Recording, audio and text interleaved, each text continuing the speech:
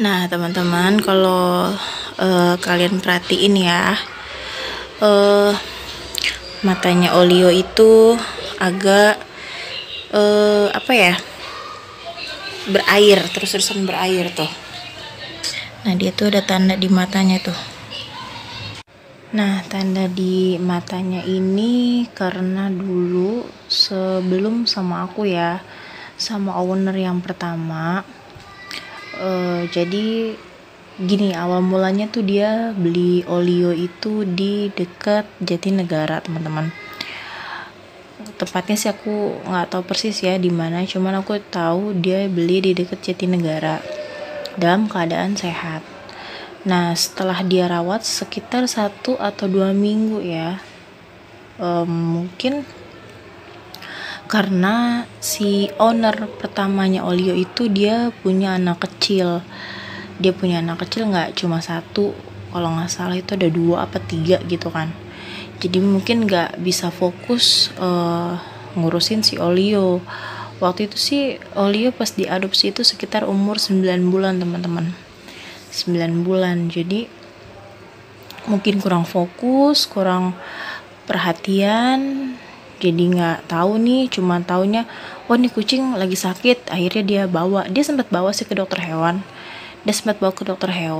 Cuma mungkin dia kewalahan ya, agak kewalahan ngurusin anaknya, ngurusin keluarganya yang lain, di samping dia juga baru adopsi kucing.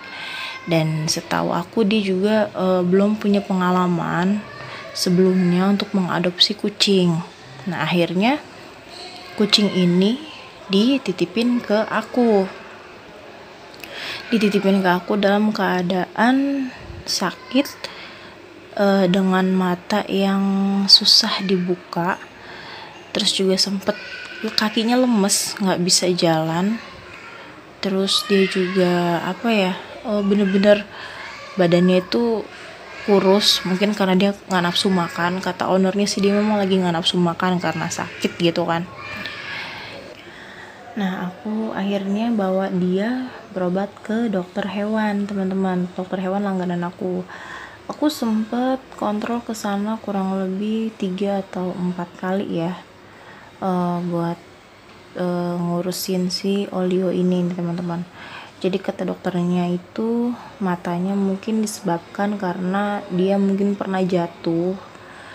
Terus juga ternyata pas diperiksa itu dia ada infeksi kutu di dekat sekitar area telinga sampai di sekujur badannya, teman-teman. Nah, aku sempat kaget sih dan sempat berpikir apa aku bisa gitu ngerawat dia gitu dengan kondisi dia yang seperti ini gitu. Sedangkan aku juga di rumah baru ada si Moldy yang umurnya tuh baru 1 tahun lebih 2 bulan, teman-teman. Tapi ya udahlah, aku bismillah aja, dan alhamdulillah sih sampai detik ini usia Olio udah 6 tahun, sudah jauh sangat amat lebih baik dibanding yang pertama. Aku sih berdoanya semoga bisa terus merawat dia, merawat Moldy, merawat peliharaan aku yang lain gitu, dengan penuh komitmen, dengan penuh tanggung jawab. Dia tuh kolokan banget sih. Dia kolokan tuh mungkin karena dulu waktu dia sakit ya memang aku sih yang ngerawat dia standby setiap pulang kerja, entah itu pulang malam, entah itu pas pulang sore. Ya memang aku yang standby selalu ngurusin dia gitu. Makanya aku tuh anggap Moldy itu udah kayak anak sendiri gitu. Nah, aku cuma mau pesen sama teman-teman yang mungkin lagi ada niatan buat mengadopsi hewan, baik apapun itu. Aku cuma mau sekedar ingetin dan kasih saran nih, kalian tuh sebelum mengadopsi hewan bener-bener harus konsisten, bener-bener harus komitmen.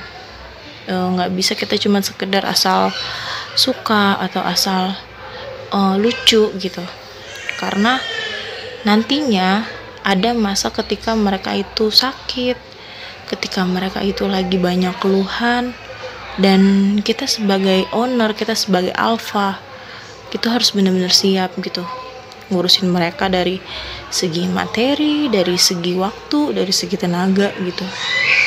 Karena kebanyakan yang aku lihat ketika hewan-hewan peliharaan sakit, ada yang dengan teganya tuh ngejual sama orang lain, ada yang dengan teganya tuh bahkan membuang mereka gitu. Itu bener-bener aku tuh suka nggak habis pikir sama yang kayak gitu. Mereka makhluk hidup, mereka juga punya kesempatan hidup yang lebih baik gitu. Dan bagi mereka itu ya kita, ownernya, alpanya, itu segalanya buat mereka. Walaupun bagi kita, mereka itu hanya sekedar peliharaan, mereka hanya sekedar hewan yang lucu, penghilang stres gitu. Sesimpel itu gitu bagi kita. Dan bagi mereka itu sesuatu hal yang benar-benar besar, karena mereka itu menggantungkan hidupnya, menggantungkan kebutuhan mereka itu ya cuma sama kita gitu. Terkecuali ya hewan-hewan yang memang liar, hewan-hewan di jalanan, nah itu beda lagi ceritanya gitu. Oke teman-teman, sampai di sini dulu ya vlog aku hari ini. Semoga ada sesuatu hal yang baik yang bisa diambil hikmahnya, dan jika ada salah-salah kata atau kalimat atau perkataan yang mungkin membuat tersinggung di salah satu pihak, aku mohon maaf. Oke, jangan lupa di like, komen, dan subscribe. Assalamualaikum.